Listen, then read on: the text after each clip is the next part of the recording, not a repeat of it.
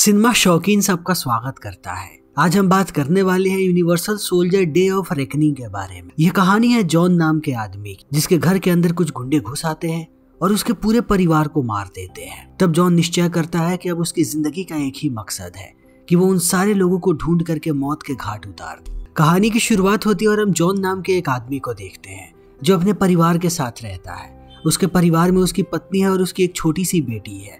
John के पास उसकी बेटी आकर के कहती है कि मुझे लग रहा है कि किचन में कोई है। जॉन उसे समझाता है और कहता है कि तुम सोने चली जाओ, कोई नहीं है किचन। मगर जब उसकी बेटी बार बार यही बात कहती है तब वो जाता है किचन में उसे बहुत सारे लोग नजर आते हैं जिन्होंने मास्क पहन कर रखा है। मगर अब जॉन कुछ कर पाता इससे पहले वो लोग उसके सर पे वार करते हैं। तब वो गिर जाता है नीचे जमीन। फिर ये लोग पकड़ करके लाते हैं जॉन की पत्नी और उसकी बेटी। जॉन को कुछ भी समझ में नहीं आ रहा कि ये लोग कौन है और यहाँ पर क्यों आए हैं। तभी इन मास्क वाले लोगों का मुखिया सामने आता है और मास्क उतार करके अपना चेहरा दिखाता है। इस आदमी का नाम है लूक। लेकिन लूक यहाँ पर जॉन से कुछ नहीं कहता, अपनी बंदूक निकालता है और गोली मार देता है जॉन की पत्नी और उसकी बेटी को। तब जॉन बेहोश हो जाता है। कुछ समय के बाद जब उसकी आंख खुलती है तब वो अपने आप को पाता है एक हॉस्पिटल में। डॉक्टर उससे आकर के कहता है कि पिछले 9 महीने से तुम कोमा में थे, अभी तुम बाहर आए हो, अब तुम बिल्कुल ठीक हो।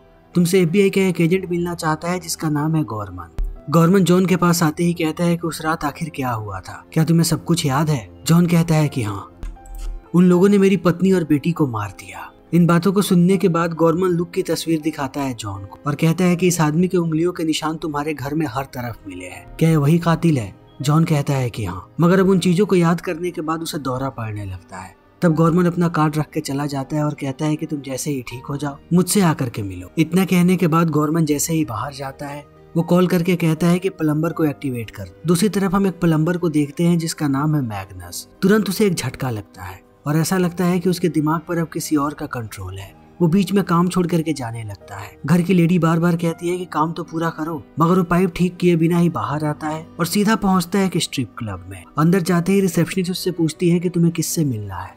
तब वो उसके भेजे में गोली उतार देता है। हम देखते हैं कि मैग्नस के हाथ में यहाँ पर एक बहुत खतरनाक बंदूक है।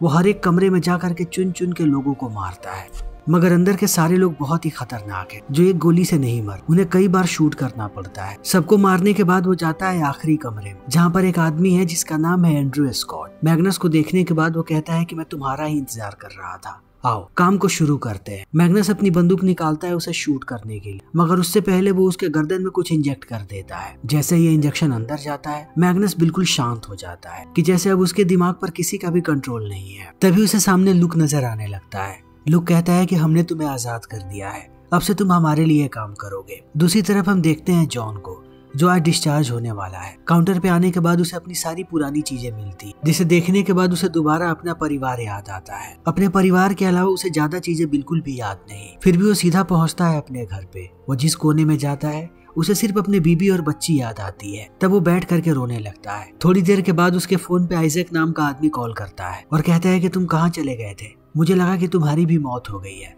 मेरे पास आओ, तुम्हारी वो कीमती चीज मेरे पास ही है। मगर जॉन को कुछ भी याद नहीं कि आइजैक कौन, मगर वो आइजैक से मिलना चाहता है ताकि उसे बाकी की चीजें पता लगे और ये बात भी कि आखिर आइजैक के पास उसकी कौन सी चीज है।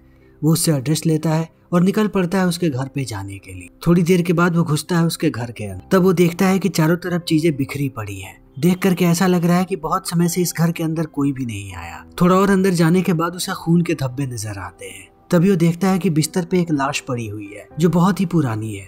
अब बदबू आनी शुरू हो चुकी है। वो समझ जाता है कि ये लाश किसी और की नहीं बल्कि आइजैक की है। मगर अब उसे ये बात समझ में नहीं आ रही कि अगर आइजैक पहले ही मर चुका था तो आज उसे कॉल किसने किया था। वो पूरे घर की तलाशी लेना शुरू कर देता है। थोड़ी देर के बाद उसे एक क्लब का एड्रेस मिलता है। तब वो सीधा पहुंच जाता है वहां पर और चारों तरफ देखने लगता है लोगों कि किसी को देखने के बाद कहीं उसे कुछ याद आए।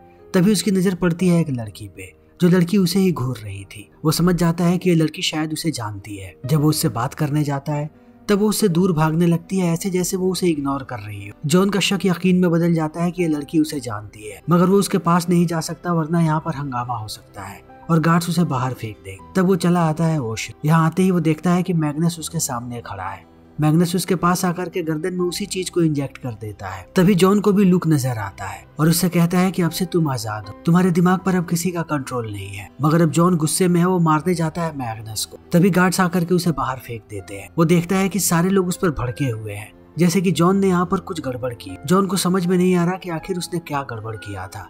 ये बात उसे सिर्फ वही लड़की बता सकती है। जैसे ही वो लड़की क्लब से निकलती है, जॉन पीछा करना शुरू कर देता है। वो जब अपने घर के अंदर दाखिल होती है तभी जॉन उसे पकड़ लेता है और पूछने लगता है कि तुम मुझे कैसे जानती हो। मगर ये लड़की कुछ बताती उससे पहले मैग्नस चला आता है अंदर और मारने की कोशिश करने लगता है जॉन भी उस पर टूट करके पड़ता है। मगर एक वक्त के बाद उसे समझ में आ जाता है कि मैग्नस कोई इंसान नहीं है, वो फौलाद का बना हुआ है। उसके अंदर ना ही कोई डर है और ना ही कोई भय, वो बस लोगों को मारना चाहता है। मैग्नस के हाथ में एक कुल्हाड़ी है जिससे वो हमला कर देता है जॉन के हाथ पर। जॉन की एक उंगली कट जाती है। जॉन जानता है कि वो लड़ नहीं सकता इस आदमी से, तब लड़की को लेकर के भाग जाता है यहाँ से और मैग्नस उसे नहीं पकड़ पाता। अब यहाँ से निकल करके सीधा मैग्नस जाता है एक वेयर हाउस पे, जहाँ पर हम स्कॉट को देखते हैं। तब हमें पूरी बात पता लगती है कि ये सारे लोग इंसान नहीं है, इन्हें बनाया गया है और इनके दिमाग पर पहले किसी और का नियंत्रण था, यानी सरकार का। मगर अब ये लोग धीरे धीरे आजाद हो रहे हैं। स्कॉट सबको कहता है कि अब तक हमारा इस्तेमाल खिलौनों की तरह किया गया था। वो जो चाहते थे हमसे वो करवाते थे, हमारी अपनी कोई जिंदगी नहीं थी। मगर अब हम सारे लोग एकत्रित हो चुके हैं। अब हम इस दुनिया पे राज करें और उन सारे लोगों को बताएंगे कि हम उनसे अलग हैं और उनसे बेहतर। हम उनकी नहीं सुनेंगे बल्कि वो हमारी सुनेंगे। दूसरी तरफ जॉन उस लड़की से कहता है कि तुम मुझे कैसे जानती हो। तब वो लड़की बताती है कि मेरा नाम सेरा है, मैं तुम्हें जानती हूँ। मगर क्लब के अंदर जिस तरीके से तुमने मुझे देखा, मैं आश्चर्यचकित रह गई, क्योंकि तुम्हें देख करके ऐसा लग रहा था कि जैसे तुम मुझे जानते ही नहीं हो। जॉन उससे कहता है कि मुझे बताओ कि मैं कौन हूँ, मुझे अपने बारे में सारी चीजें जाननी है। आखिर मैं तुम्हें कैसे जानता हूँ। सेरा कहती है कि तुम एक ट्रक ड्राइवर हो, ट्रक चलाते हो और अकेले रहते हो जंगल में एक छोटे से घर के अंदर, और तुम हमेशा मेरे पास आते थे क्लब। जॉन कहता है कि झूठ, मैं किसी जंगल में नहीं रहता। शहर में मेरा एक घर है और मेरा एक परिवार भी था जिन्हें कुछ गुंडों ने मार दिया। सेरा कहती है कि मुझे इसके बारे में नहीं पता, मैं जहाँ तक जानती हूँ तुम अकेले रहते हो। जॉन कहता है कि मैं तुमसे आखिरी बार कब मिला था। वो बताती है कि तुम क्लब में आए थे, तुमने देखा कि एक आदमी मेरे से बदतमीजी कर रहा है, तब तुम उसे पीटने लगे। सारे गार्ड ने तुम्हें हटाने की कोशिश की मगर तुम रुके नहीं। तुम ऐसे ही आदमी को बेरहमी से पीटते रहे और तुमने गार्ड्स को भी पीटा, इसीलिए वहाँ के गार्ड्स तुम्हें पसंद नहीं करते। अब जॉन को कुछ भी समझ में नहीं आ रहा। सेरा कहती है उस रात के बाद तुम कभी भी क्लब में वापस नहीं आए। मगर इन सारी बातों को सुनने के बाद भी जॉन को कुछ भी याद नहीं आता।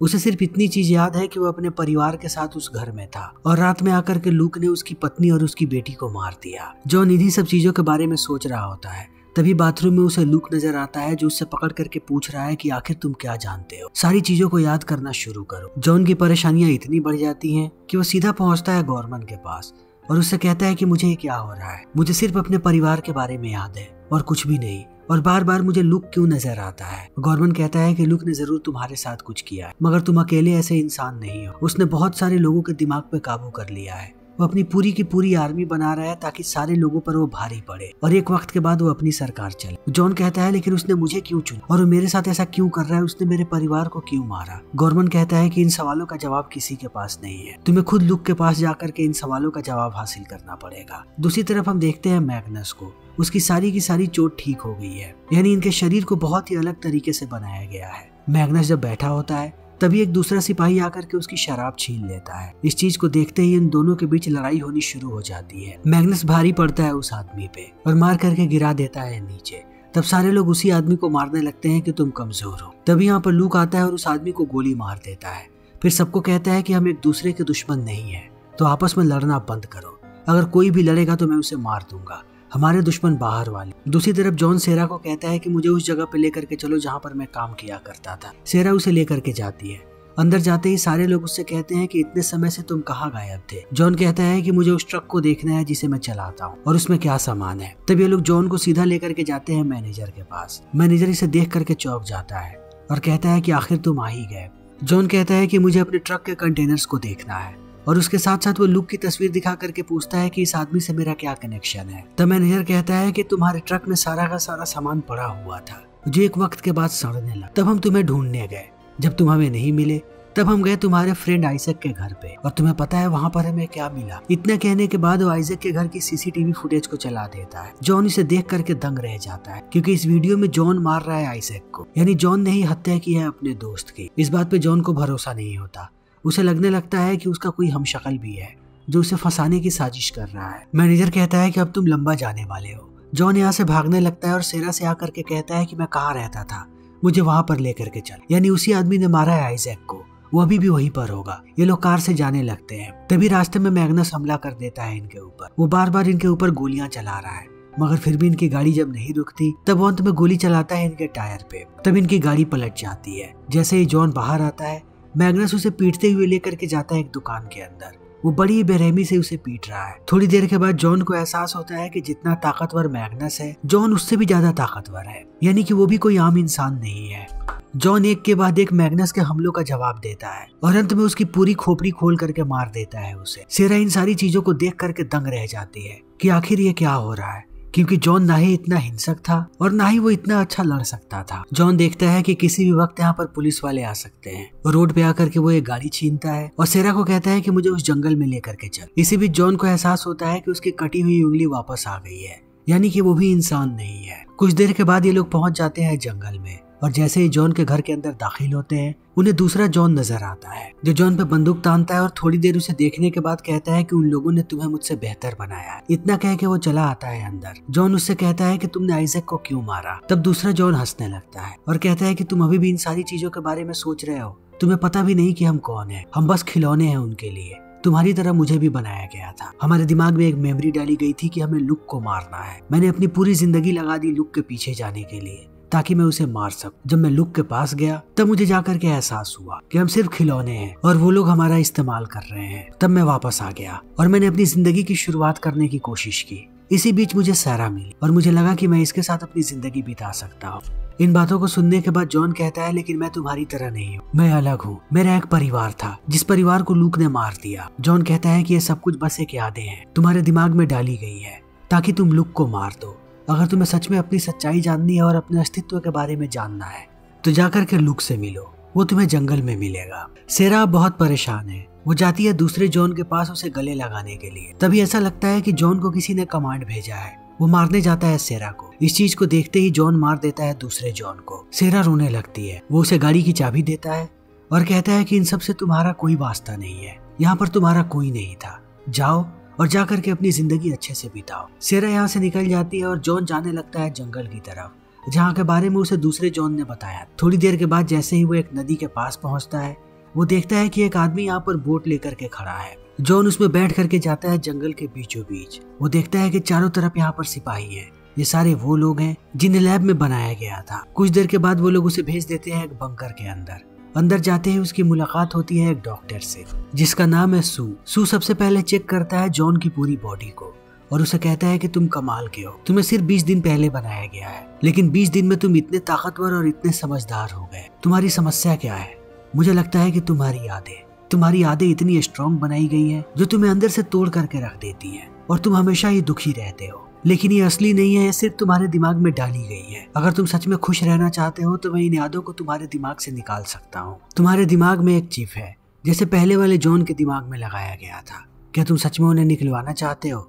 जॉन मान जाता है। तब सू ऑपरेशन शुरू कर देता है। बीच में वो कहता है कि पुराने वाले जॉन को काम दिया गया था उसे एक पूरा का पूरा कंटेनर यहाँ पे लेकर के आना, जिसके अंदर कुछ ऐसे डीएनए थे जिनकी मदद से हम और भी जॉन बना पाते। अब वो ऑपरेशन शुरू कर देता है। तब जॉन को एहसास होता है कि इन यादों के अलावा उसके पास कुछ भी नहीं है। ये यादें ही उसकी हकीकत है कि उसका एक परिवार था जिन्हें मार दिया गया, और यादें ही उसकी जिंदगी का मकसद है कि उसे लुक को मारना है। अगर यादें चली गई तो वो कुछ नहीं है। कहीं ना कहीं जॉन को अभी भी भरोसा है कि उसके पास एक परिवार था। वो बीच ऑपरेशन में उठ के खड़ा हो जाता है और सबको मारना शुरू कर देता है। सारे सिपाही उसे रोकने आते हैं मगर कोई भी उसे रोक नहीं पाता। जॉन को किसी भी कीमत पर मारना है लुक को। वो सबको मारता हुआ आगे बढ़ता है, उसे कोई भी नहीं रोक पा रहा। एक के बाद एक सिपाही आते जाते हैं और वो सबको मारते जाता है। सबको मारने के बाद उसका सामना होता है स्कॉट से। लुक के बाद अगर कोई सबसे बेहतरीन सिपाही है तो वो स्कॉट ही है। स्कॉट टूट करके पड़ता है जॉन पे। इन दोनों के बीच ऐसी लड़ाई होती है जिसे देखने के बाद किसी के भी रोंगटे खड़े हो जाए। ये सिर्फ एक दूसरे को मारना चाहते हैं। शरीर का ऐसा कोई भी अंग नहीं जहाँ पर इन लोगों ने हमला ना किया हो, जहाँ पर इन लोगों ने कट ना लगाया हो, मगर जॉन अंदर से भरा हुआ है। उसे कोई चीज नहीं रोक सकती, स्कॉट भी नहीं। घंटों लड़ाई करने के बाद अंत में वो मार देता है स्कॉट को। तब अंत में वो पहुंचता है लुक के पास। लुक कहता है कि आखिर तुम दोबारा आ ही गए। लुक से उसकी लड़ाई की शुरुआत हो जाती है। लुक बिल्कुल शांत है। वो जॉन को कहता है कि तुम्हें एक लैब में बनाया गया है और मुझे भी। हम दोनों का मकसद एक होना चाहिए। मगर जॉन उसकी बात सुनने को तैयार नहीं है। वो बार बार उसे मारने जाता है मगर वो लुक पे भारी नहीं पड़ पाता। लुक को बहुत समय पहले बनाया गया था पुरानी टेक्नोलॉजी का इस्तेमाल करके, मगर अभी भी वो बहुत ही बहादुर और बहुत ही शानदार है, जबकि जॉन को अभी अभी बनाया गया है। इन दोनों के बीच ऐसे ही लड़ाई होती रहती। बार बार लुक मार करके जॉन को नीचे गिरा देता है, मगर जॉन दोबारा उठ के खड़ा हो जाता है। एक वक्त के बाद लुक समझ जाता है कि जॉन हार मानने वालों में से नहीं है। अब तक उसने जितने भी सिपाहियों को देखा था, जॉन उन सबसे अलग है। उसके दिमाग में कोई और चीज डाली गई है, जिसकी सच्चाई शायद जॉन को पता भी है, मगर वो सच्चाई को मानना नहीं चाहता। चाहे लुक कुछ भी कर ले, जॉन उसका पीछा नहीं छोड़ेगा। तब एक वक्त के बाद लुक हार मान जाता है और जॉन को कहता है कि तुम अलग हो, तुम्हें बहुत ही अलग तरीके से बनाया गया है और तुम्हारी जिंदगी का एक ही मकसद है कि तुम मुझे मार दो। जब तक मैं मरूंगा नहीं, ये लड़ाई खत्म नहीं हो और सरकार कहीं तुम जैसे और भी बनाने लगे। मैंने बहुत सारे जॉन को मारा है, मगर तुम बहुत खास हो। तुम्हें कोई भी कंट्रोल नहीं कर सकता, ना ही सरकार और ना ही मैं। तुम जो भी कर रहे हो अपनी मर्जी से कर रहे हो और यही चीज तुम्हें खास बनाती है। तुम मुझे मार दो। इतना कहने के बाद लुक शांत हो जाता है। जॉन थोड़ी देर सोचता है और अंत में मार देता है लुक को। तभी बाकी सिपाही अंदर आते हैं, मगर वो जॉन को मारते उससे पहले उन्हें लाश नजर आती है लुक की, जिसे देखने के बाद वो समझ जाते हैं कि सब कुछ खत्म हो चुका है। उनका मुखिया मारा गया, यानी कि अब किसी को मारने का कोई फायदा नहीं है। जॉन यहाँ से निकल जाता है और सीधा जाकर के मिलता है गॉर्मन से। उसे कहता है कि मैंने लुक को मार दिया। तब गॉर्मन उसे पूरी सच्चाई बताता है और कहता है कि तुम एक यूनिवर्सल सोल्जर हो, जिसे हम लोगों ने लैब में बनाया है। तुमसे पहले हमने और भी बहुत सारे जॉन को बनाया था, मगर वो तुम्हारे जितने काबिल नहीं थे। उनमें से ज्यादातर जॉन मारे गए या तो अपने मिशन में फेल हो गए और लुक का पीछा छोड़ दिया। मगर तुम बहुत अलग हो, तुम्हारी मेमोरीज अलग है। ज्यादातर जॉन के दिमाग में हमने देशभक्ति और साहस डाला था, लेकिन तुम्हारे दिमाग में परिवार की यादें डाली गई थी, जो कि बहुत ही खास थी, जिनसे तुम्हें दर्द होता था। तुम्हारा वो परिवार नकली था, मगर उनकी यादें असली थी, और यादों के बाद जो तुम्हें दर्द होता था वो बिल्कुल असली था। मगर गॉर्मन को ये बात पता नहीं है कि ये बात पहले से जॉन जानता है, मगर उसने इसी चीज को अपनी रियलिटी बना ली है कि चाहे वो यादें ही क्यों ना हो, मगर वो यादें ही उसका परिवार है। गॉर्मन उसे कहता है कि मेरे साथ लैब चलो, उन सारी यादों को मैं मिटा दूंगा। इन बातों को सुनने के बाद जॉन कहता है, यानी कि मेरा परिवार नहीं था, वो सिर्फ यादें थी और यादों को तुमने बनाया, यानी कि तुमने मारा है मेरे परिवार। इतना कहने के बाद वो सीधा गॉर्मन के भेजे में गोली मारता है और गॉर्मन की मौत हो जाती है। तभी वैन से एक दूसरा गॉर्मन निकल करके आता है बाहर और जाकर के बैठ जाता है गॉर्मन की गाड़ी में यहाँ से जाने। और जॉन निकल पड़ता है पूरे सरकार की धज्जियां उड़ाने के लिए, और उस लैब की भी जिस लैब में उसे बनाया गया था, और उन यादों को बनाया गया था जिन यादों में उसका परिवार मर रहा है। ये यादें ही जॉन का परिवार है और जॉन की जिंदगी, और जिन लोगों ने भी इन यादों को बनाया है उन सबको वो चुन चुन के मारेगा। फिर इसी के साथ ये फिल्म यहीं पर खत्म हो जाती है। तो दोस्तों, हमारी आज की ये वीडियो यहीं पर खत्म होती है। अगर आपको हमारी ये वीडियो पसंद आई हो तो इसे लाइक करें, शेयर करें और चैनल को सब्सक्राइब करें। Thank you.